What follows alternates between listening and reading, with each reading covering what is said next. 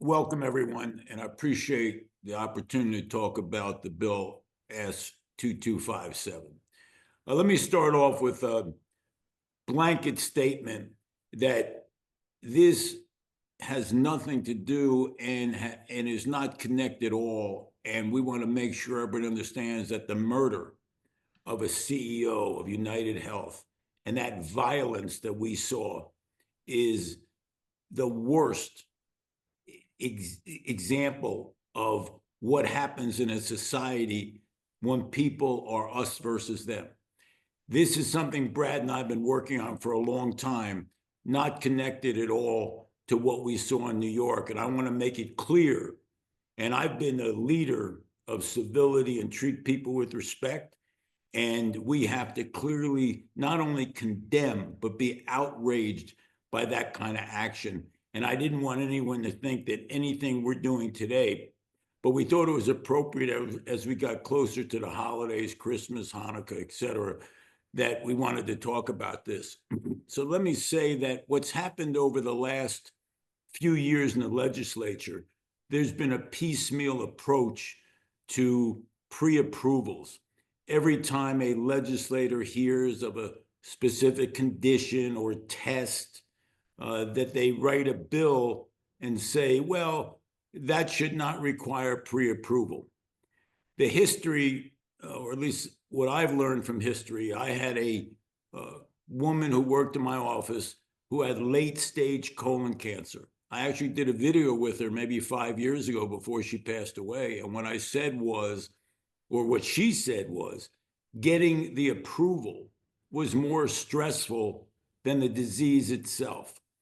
I speak to doctors constantly whose offices are on the phone with insurance companies trying to get approval for certain type of either prescriptions or intervention. And the problem with that is they're not even talking to experts in their field. So what happens is the doctor who's let's say a gastroenterologist may be on with an APN, advanced practical nurse, or maybe on with an internist. And they're very frustrated, not only for the time it takes to get somebody to approve it, but also the expertise of those on the other end of the phone. The bottom line, before I have Brad tell his story, is to me very clear. These doctors are highly trained. Doctors, most of the doctors I meet are very, very, very serious about what they do. There's always a few outliers, but most of these doctors are scientists, professionals, and care deeply about their patient. And what's happening is, in order to provide medical care, it turns out companies, insurance companies, are making these decisions as opposed to the treating physician. And this is not new for me. This has been probably 15 or 20 years I've been talking about this, so I'm not a Johnny come lately to this situation. On that note, I thought it'd be important for everyone to hear Brad's story, who worked in the legislative offices with us for many years. Brad.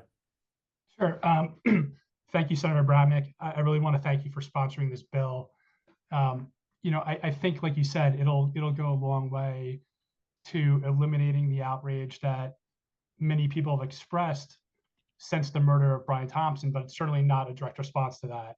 I know you've been working on this bill for a long time, so thank you. The bill would prohibit the use of prior authorizations and pre-approval requirements that virtually every insurance company has to limit patient care.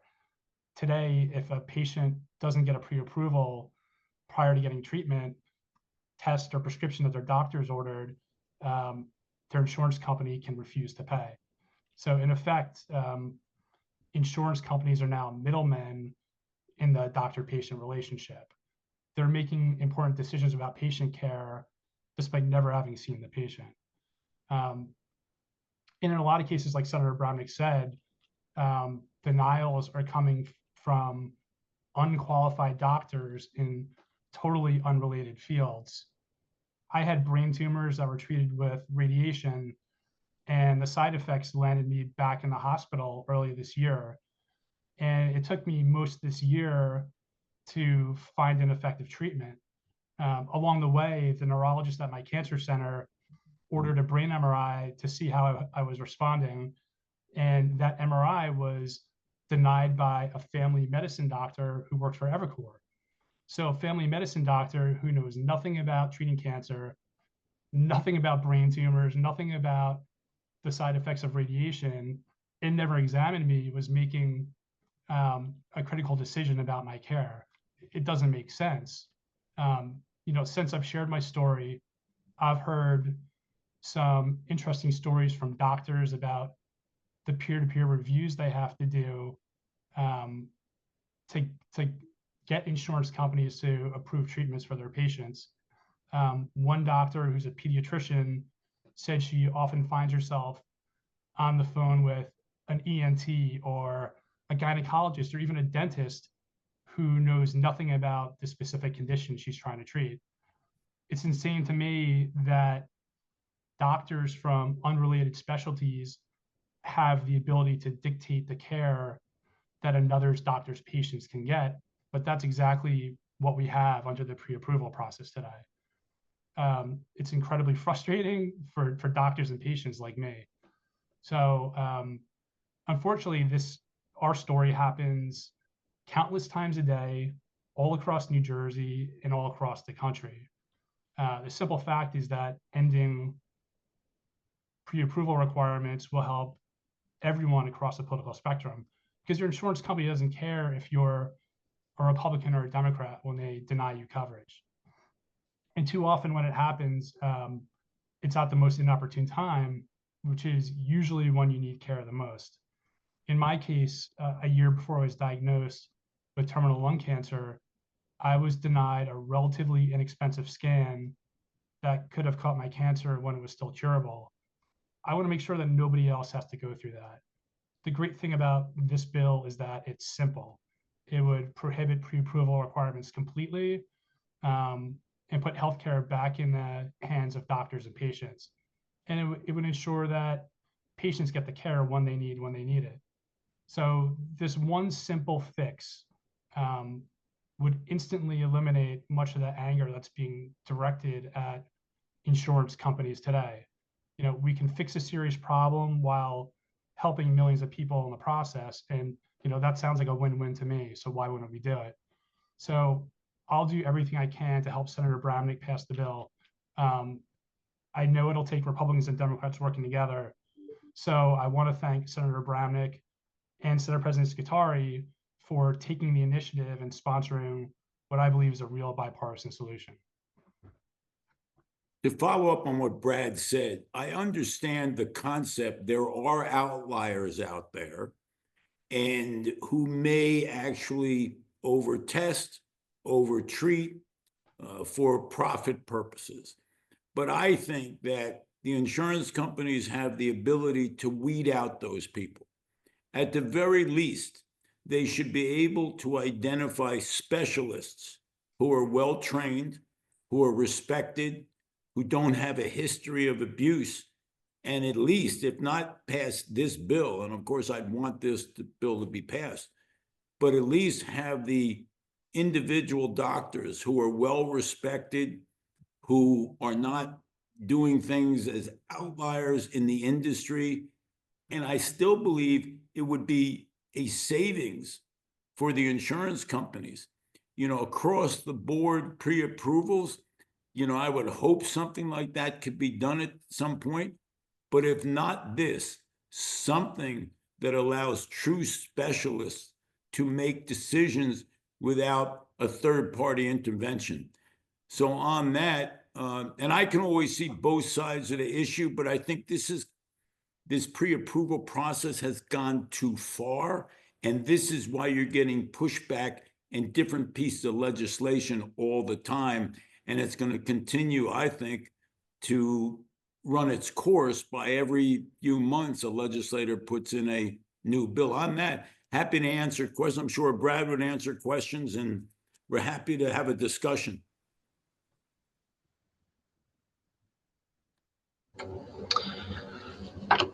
Looks like there's a couple people raising their hands so far. Scott Fallon and Susan Livio. If you want to call on one of those. Sure, whoever, Sue, and whoever, speak up. So a couple questions. So this bill, in one form or another, has been around since the 2018-2019 legislative session. I'm wondering what's gone on to make, for it to be stalled this long, and are you feeling optimistic that, sadly, because of the murder, we are talking about these issues. So, yeah, those are my two questions. First one is, I can understand, my friends on the insurance side of this issue, they have a lot of power. They have a lot of influence over the legislature. I'm not optimistic, but I feel as if we can make some progress in this area. And the reason I'm not optimistic is because it's been difficult to get insurance companies to change their policies because they believe it would be extremely expensive if they let doctors simply make all the decisions. So there's more and more talk, and you asked me the second part of that question. What has changed? What has changed is I sit on commerce, and almost every commerce committee meeting, there's another bill that eliminates pre-approvals for a different procedure. So in conjunction with the continuing new bills, in conjunction with more and more people being frustrated as patients, more and more talk by doctors, and doctors are just, I think we'll lose more and more doctors in this state. They are so frustrated. When I have to tell you, I went to a doctor who spent so much time talking to me about this issue, he actually forgot to examine me. When I left the office, I called him and I said, we talked, but you never examined me. He said, "Oh, I'm so sorry. Come on back." That's how compassionate they are about these issues that are so frustrating. And don't get me wrong, I wasn't blaming the doctor. I might have been talking too much. Thanks. Sure.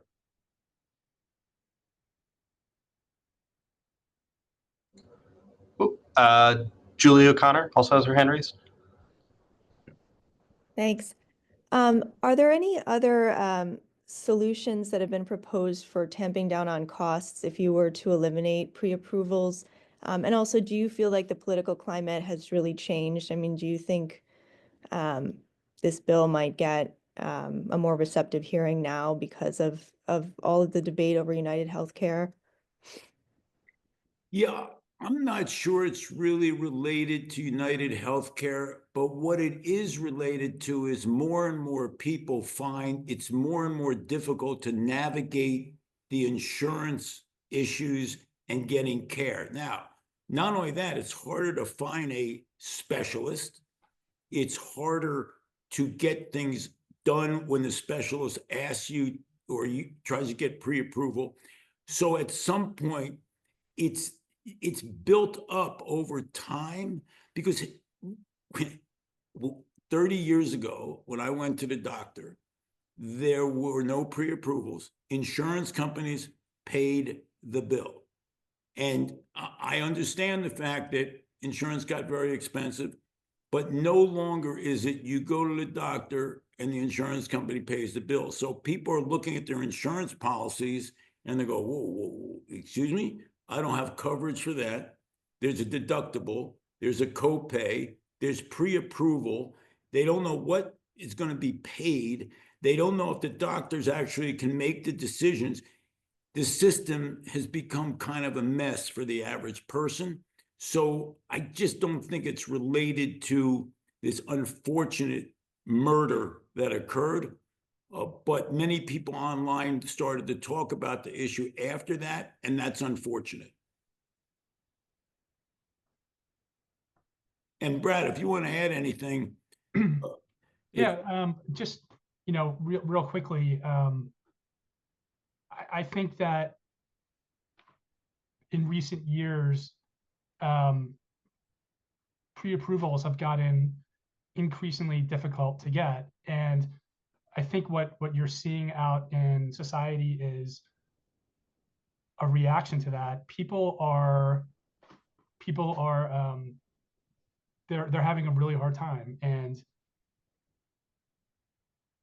I don't know. I mean, I think that's pretty much it. I'm sorry, I'm having a hard time thinking because sometimes I get you know, because of my brain tumors, it's hard for me to come up with what I want to say, but that's it.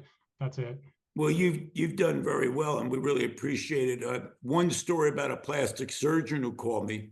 There was a 13-year-old young girl who had a benign cyst in her breast, and the surgeon who took the benign cyst out was clearly approved, but then the plastic surgeon called me and said they wouldn't give me approval because it was cosmetic.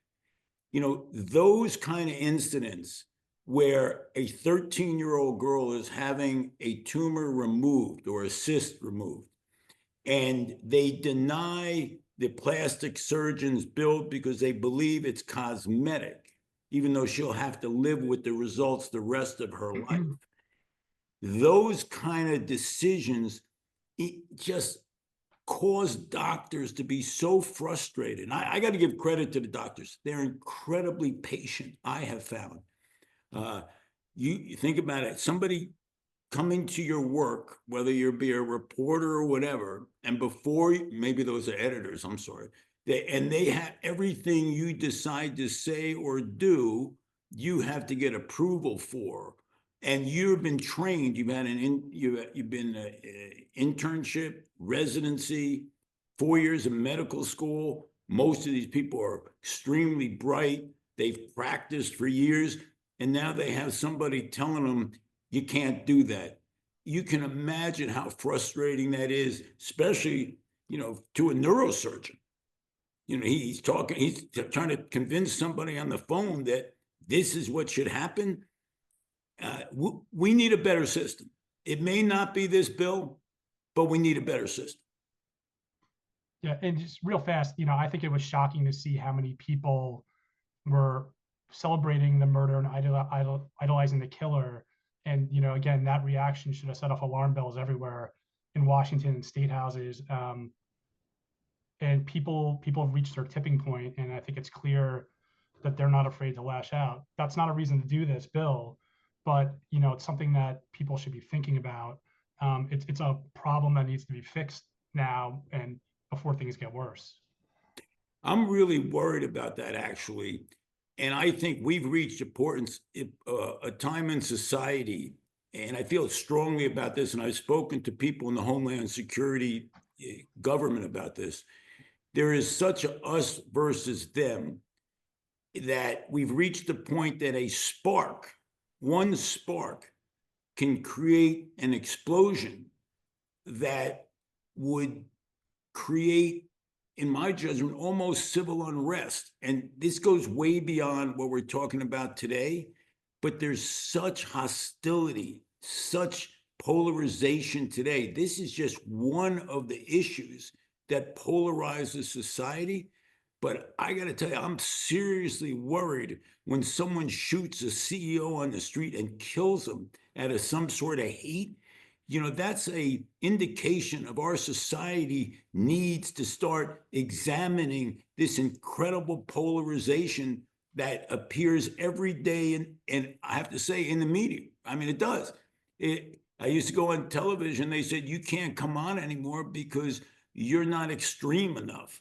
Today, it has to be, both sides have to be extreme. Otherwise, no one watches. And I'm terribly concerned about our future in that area. I know I gone off the subject a little bit, but when you see people saying that someone can be murdered, you know, we have to really worry about our society. Do we have anything else? One more question, I think, from Scott Fallon. Yeah, a couple of things. Thanks for having this. First off, one, Has any other state, to your knowledge, done anything like this, passed any law? Are you basing this on any other state that's done this? Completely in terms of ending pre-approvals, I'm not aware of that. I'm only aware of, I'm not aware. I'll check with the Office of Legislative Services and other states, but I don't know. I know there's been changes in certain states and we can get that to you, but I don't know if there's been a complete overhaul. Right. Okay, and to piggyback on what Sue mentioned about the lack of traction for this bill, since it's been around in a form for about 5 years now, you have one of the most powerful people in Trenton as your co-sponsor on this, and I don't think it's even gone to a committee. Um, are you amassing support for this? Are you doing anything behind the scenes to grab a group of people, a group of nonprofits, or anybody who would be in favor of this bill to give a pushback to the insurance industry? I'm surely going to meet with Senator Scuteri about this. What we did today was really more about Brad's situation, one example of a problem with pre-approval. But no, we have not amassed any real support, but I'll have to speak to Senator Scuteri and talk to the majority leader in the Senate to see if there is support for it. Thank you. Can I just ask a follow-up question of Brad? Very powerful op-ed yesterday, and I know you might have gone over some of this and that, but I can't imagine what it's like to live with knowing that this one test that you were denied, what was the test for? Do you have any sense of what it cost, and now versus, what your treatment is costing? Yeah. How do you square that in your mind? So at the time, I'd spent close to a year going to my primary care doctor, a pulmonologist, an allergist, and then an ENT to try to diagnose the cause of a persistent cough I had. It wasn't too annoying, but it was just persistent. And the ENT came really, really close to diagnosing my lung cancer.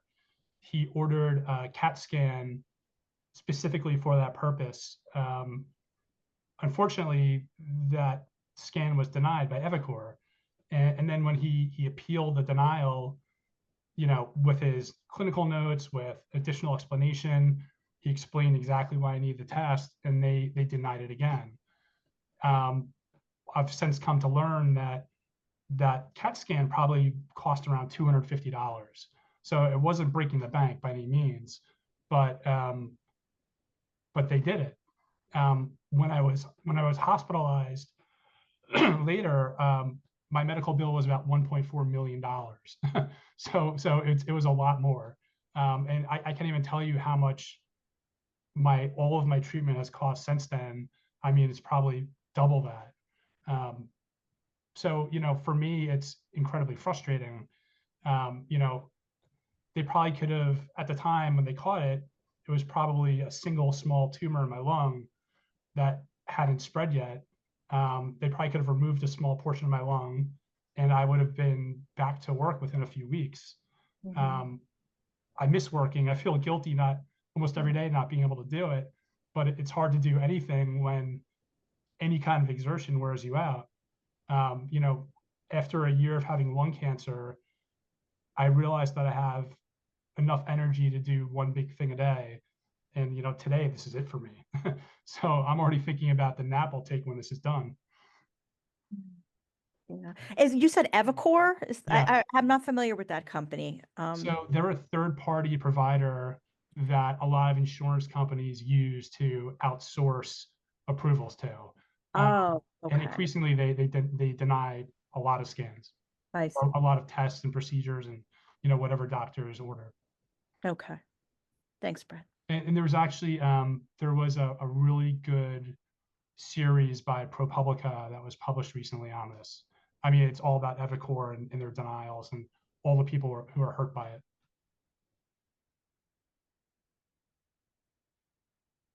We have any other questions? Brad, have you continued to get denials since then, and also from Evacor for other tests? Yeah, I mean, I wrote about this in my op-ed. So I get CAT scans and brain MRIs every 3 months, and almost every 3 months I get a denial for one scan or the other. Honestly, I don't worry about too much because Memorial Sloan Kettering, where I get my cancer care, they have teams of people who do nothing but respond to insurance companies. And I mean, insurance companies make them jump through all sorts of hoops for everything. And they're really good at answering all their questions, following up, making sure they get every doctor's note available. But that costs a lot of money too. And, and I think that's true of, just about every doctor's office and hospital across the country. They're all stuck doing that. They have as many people serving in administration as they do actually providing care. After I was first diagnosed, I got a PET scan, which took a bit to get approved. And the PET scan can show a doctor exactly where you have active cancer in your body. I mean, it lights up on the screen. And I haven't been able to get another PET scan since I was first diagnosed. So, a lot of times the doctors are stuck relying on CAT scans and MRIs, things where it's much harder to see where the cancer is active. So, I recently had a CAT scan where there was some confusion about what was happening in my lung. And because of that confusion, I think I'm probably able to get another PET scan again. But, absent that, I wouldn't be able to.